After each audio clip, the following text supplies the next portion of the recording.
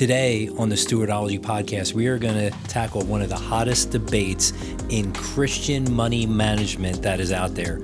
Should you give to your church while you're getting out of debt? Welcome to Stewardology, a podcast where two worlds collide. In this show, financial advisor Tim Russell and Pastor Drew Gysi are joined by me, producer Tyler Rutherford, to explore the intersection of financial stewardship and theology. Their unique perspectives help Christians and churches understand and apply a biblical framework for everyday financial decisions so Christians everywhere can grow in their walk with Christ through biblical stewardship. Before we get started, we just wanted you to know that the topics discussed in this podcast are for general information only and are not intended to provide specific investment advice or recommendations. Investment and investment strategies involve risk, including the potential loss of principal, and past performance is not a guarantee of future results. Securities and advisory services are offered through Genius Wealth Management, member FINRA, and SIPC. Without further ado, here are your hosts, Tim Russell, Drew Gysi, and Tyler Rutherford. Well, welcome to another episode of the Stewardology Podcast. We are so glad that you're taking time out of your schedule to join us in this journey of biblical stewardship. I'm here with my co-hosts. We have Tim Russell here. Hello, good to be here with you. And Tyler Rutherford. Hello there. So picture this, you're buried under a mountain of crushing debt. With your church's needs and your commitment to tithing, as we've been talking about these last few episodes, you're trying to be generous in that way. Every financial guru out there shouts, pause the giving, get free first. But what if Scripture calls us to something deeper? Today on the Stewardology Podcast, we are going to tackle one of the hottest debates in Christian money management that is out there. Should you give to your church while you're getting out of debt? So let's take a look. This common argument that's out there. If I stop tithing while getting out of debt, I can tithe faster and even more later. What do you guys think about that? Don't do it. The don't do it is don't stop tithing. You should keep on tithing while getting out of debt. So remember why we give.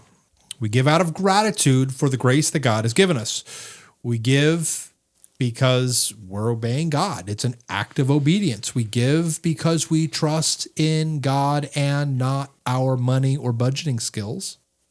And we give to prove that God is more important to us than money. We give to break the power of money in our lives. None of those things are suspended when debt is being repaid. It's better for you to develop the habit of generosity, even if it may mean a slower debt payoff, than to stop giving just to save a couple bucks on interest. It's really what it comes down to. When you stop giving to chase freedom faster, you are often saying that limited interest payments matter more than obeying God. Mm-hmm. Saving a couple bucks on interest matters more than obeying God. It's interesting. I talked to somebody, I forget who exactly, but they were saying that they left their previous financial advisor because their advisor was encouraging them to pause their giving so that they could get out of debt and build investments faster. And when that conversation had happened, they were like, I can't stay with this guy. Like we're not aligned on what the priorities are here. And I just thought that was a fascinating conversation because we work here. We're Christian financial advisors. We believe that giving is the first and foremost priority. And we would never tell someone to stop giving. I was blown away by that conversation. Yeah. Like, what do you value more? Is it the interest on that debt, or is it God who provides everything for you to enjoy and to sustain? There's the argument that tithing was Old Testament, therefore it's not required by Christians. I'd like to rebut that for a minute. I feel like with the last couple episodes we've been doing that. Many people say that the New Testament shifts the focus to grace giving, not a strict 10%, which means you can give as you led in your heart. Not some kind of arbitrary 10% number and you can give less. I think go back to the last couple episodes we've been talking about, it's very clear the Old Testament giving is the pattern for New Testament giving. It is the foundation for New Testament giving. And grace giving doesn't mean we can give less because God has done more. It means that we have the opportunity and we're invited into the call and the blessing of greater generosity because of all that God has done for us. So we don't give God the leftovers. We give him the first fruits. We give him the best. So stop forgetting about the reality that God has called us into an adventure, into a journey of generosity to grow in all of the ways in our hearts that we need to grow. Amen. In faithful alignment to his will. There's tension here too with debt. And we were having this conversation probably a couple of weeks ago, my wife and I, and we were talking about the impacts of debt, consumer debt, student loan debt, whatever it might be.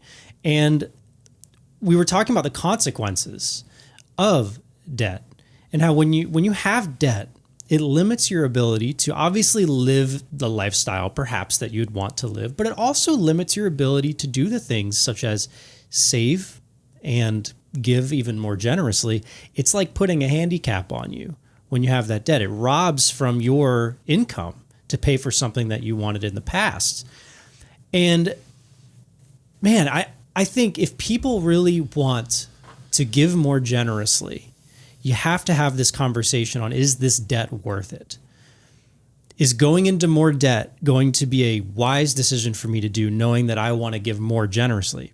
I don't think it is. I think getting yourself out of debt will allow you to give more generously. At the same time, you shouldn't sacrifice giving at the altar of debt. So you don't want to just stop giving because you want to get out of debt, which shows your priorities are in the wrong way. Debt, it can be so damaging. And we're living this. Many of you who have followed this podcast for a while, you know that my family, we carry a significant student loan burden.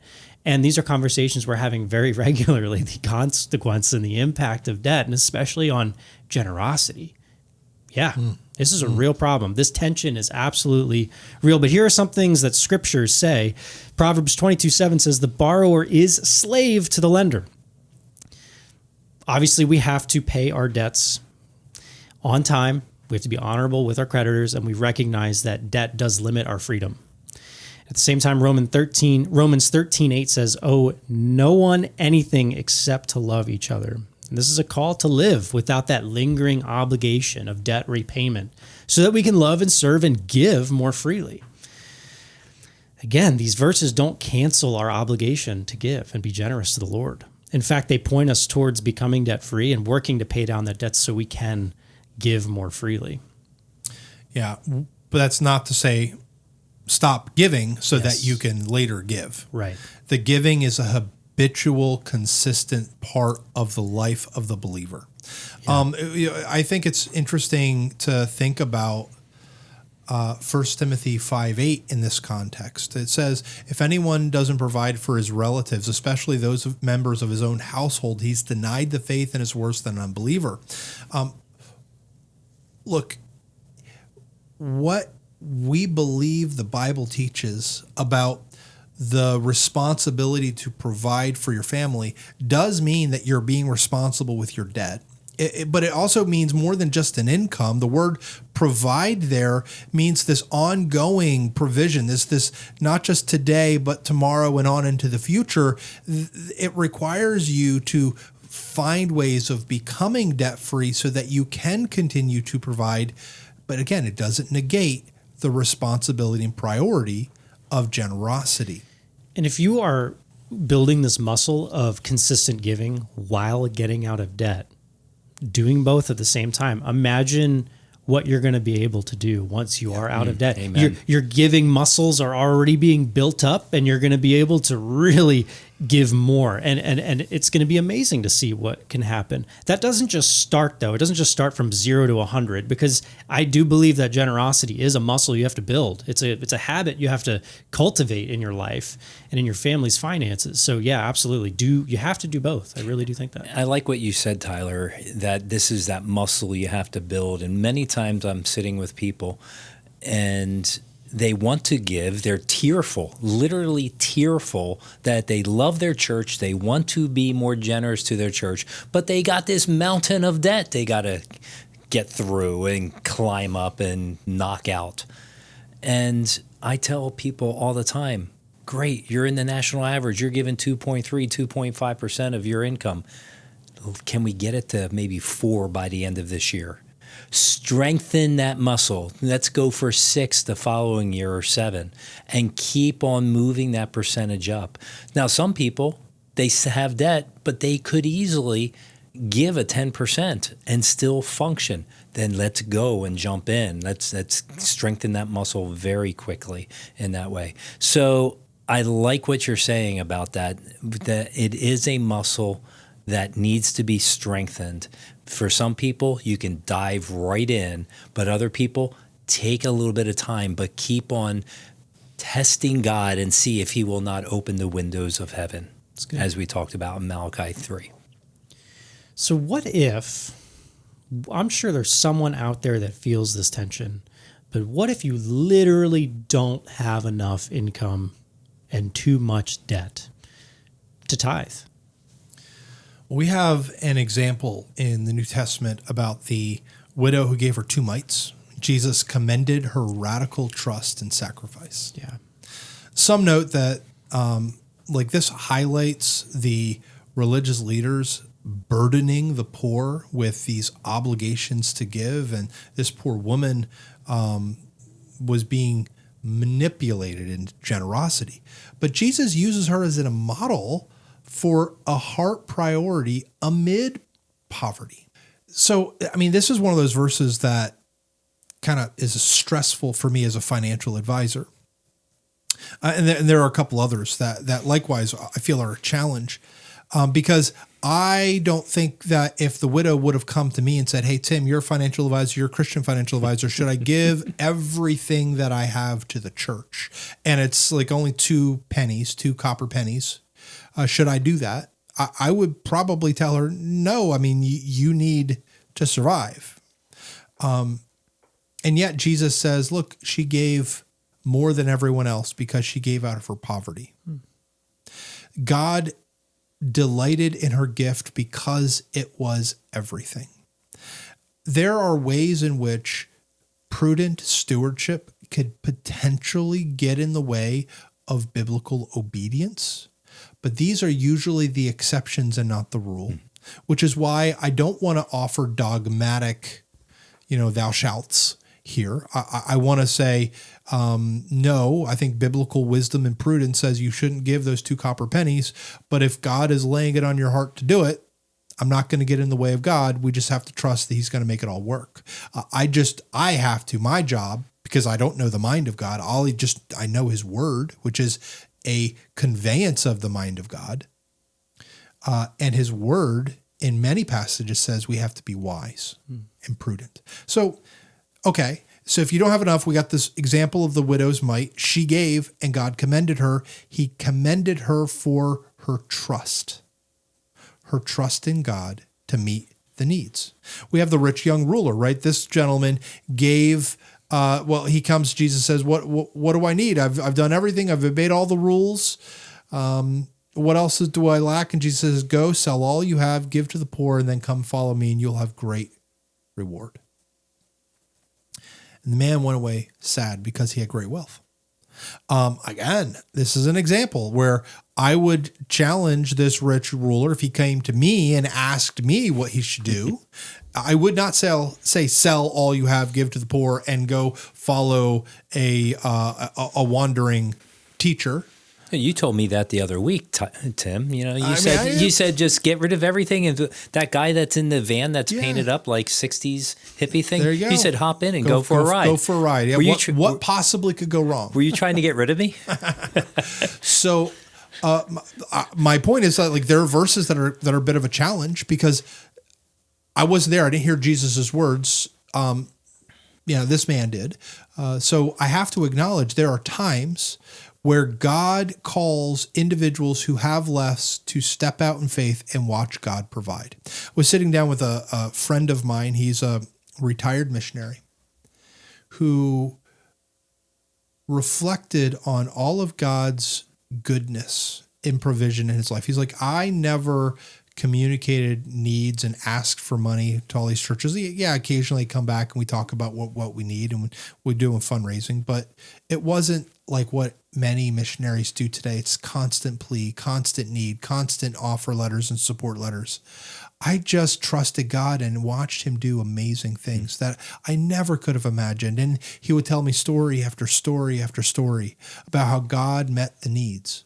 So the first thing I want you to know is if you literally don't have enough income to tithe, how big is your God? Do you want to sit back and watch God meet needs, move mountains with a little bit of faith? It's not about the size or the strength of your faith. It's about the object of your faith. Who is your faith in? So I would encourage you, give even while you feel like you don't have enough. You don't give because we're trying to manipulate God. We're giving because we're grateful for him, for all that he's done. Your gratitude should not be different just because your means are less. At the same time, I would say give according to what you have, not according to what you don't have. It comes from 2 Corinthians 8:12. So what do you have? If you don't have a lot of money, can you give something else? Can you give of your, and believe me, this is the exception. I think we all need to be given money, but in real true crisis scenarios, can you give other ways? Can you give in other ways of your time, of your resources, of your talents, in addition to your treasures? Have a heart of generosity, default towards generosity. And then I think my fourth piece of advice would be to pray for provision. Give us this day our daily bread. Give and trust the Lord to provide. This is where faith comes in. If you do pray, give us this day our daily bread, do you mean it? Are you really trusting in God as the great provider? It's really easy for those of us with means to pray that prayer and not even think about it because I got food in the pantry and I got a credit card. I can go out and buy more food if I want it. Audit your budget ruthlessly. Look for leaks. Try to plug the leaks. Be very careful about just saying, I can't give because I don't have any money. Maybe that's a lazy excuse because you're not doing the hard work to actually plug the holes in your giving or in your spending because money's flowing out in ways that you don't know or aren't aware of. Be wise. You quoted earlier, know the condition of your flocks and your herds, this passage from Proverbs. Know the condition of your resources and of your budget. Find ways of reducing unnecessary spending to prioritize what is necessary, and that's generosity, as well as getting out of debt. I recognize that that's also a priority, but it's a lower priority than generosity. Increase your income where possible. Work on the side. Do some side hustles. Raise some money by selling things. Sell unneeded items. There's lots of different ways to try to increase the amount of our income. And then cut your expenses aggressively. There's not everything that you need. You don't need the $5 latte. If you can't afford to give, you can't afford the $5 latte. I think they're worth more than that nowadays. I think $10 it's closer latte, to $10 I don't know, now. whatever it is. They're up there. You know that. I don't get them, but I hear the numbers from people. It's probably closer to $7 to $10. The point here is you are not a victim. You have agency. Your money doesn't do whatever it wants to do. It does whatever you tell it to do. So take charge. Prioritize your money well. If you literally don't have enough money to survive, my argument would be look at the two examples that we see, the poor widow who gave the 2 copper coins, the rich young ruler who was told to sell everything and follow Jesus. I would encourage you to give according to what you have, not according to what you don't have. So get creative with your forms of generosity and pray for provision. Take agency over your budget. Tell your money where it needs to go. So as we start coming to the end of this episode, there's a heart check that I'll be honest, when we were talking about this originally, I had to wrestle through it because, man, do I hate interest. But the question is your desire to pause giving motivated more by the hatred of interest or by love for God? And we haven't paused our giving at any point in our marriage other than maybe one crazy crisis we dealt with for 1 month. But at the end of the day, what is the priority, right? I really hate the interest, but I also know that my God is way bigger than the debt that we face. It's way bigger than the mountain of struggles we're going to face in life. And so, yeah, I have to prioritize the Lord. I have to prioritize Him in every way that I can and give according to what I do have. So continuing to give while in debt might be that very thing that breaks that stronghold of wanting to go into debt or wanting what you don't have in your life, because then you're forced to sit back and restrain yourself. You're forced to sit back and think about what matters more to you. And at the end of the day, too, God doesn't need your money. He wants your heart. He wants to work through you and in you. He doesn't need what you have to offer, but He knows that by giving, your heart is going to change. You are going to be transformed by stretching and going through those times. Remember what Malachi 3:10 said, test me. Drew referenced this verse in every episode in the last couple of weeks. Test me. Put me to the test. See if I will not open the windows of heaven for you and pour down you a blessing until there is no more need. That's really cool. That wakes me up. I think, Drew, you can speak to this too, but many believers have seen God open unexpected doors, provide opportunities that no one saw coming when they prioritized Him first. Debt, freedom, and generosity, they're not enemies, but we got to work through them together as we go through this journey of stewardship. Well, it's not just doors He opens. He opens windows too. Windows of heaven. So the quiet truth kind of sneaks up on us. Debt shouts, survive another day. But God, in that still small voice, whispers, trust me with your first. We encourage you to keep giving and giving faithfully, even in the middle of these challenging times. Watch what He does with a heart when it says, all of this is yours. Because in the end, it's not about the 10%. It's about who owns 100%. And finally, remember this great truth from the Word of God. Luke chapter 6, verse 38. Give and it will be given to you. A good measure, pressed down, shaken together, and running over, will be poured into your lap. For with the measure you use, it will be measured to you. Thank you so much for joining us, and we encourage you through the journey of debt elimination. Make God your highest priority in your generosity. Thanks for joining us on the Stewardology Podcast, where financial stewardship and theology meet. We'd like to help you take your next steps in biblical financial stewardship. Subscribe in your podcast provider to get the newest episode delivered to you every week. Leave a 5-star rating and review to help new listeners find the show. Take advantage of your free personal stewardship review at stewardologypodcast.com/review. Be sure to follow us on social media and visit our website at stewardologypodcast.com for tons of free resources and hundreds of free episodes. You can also leave episode ideas at stewardologypodcast.com/idea. Remember, Psalm 20, verse 7. Some trust in chariots and some trust in horses, but we trust in the name of the Lord our God. See you next week.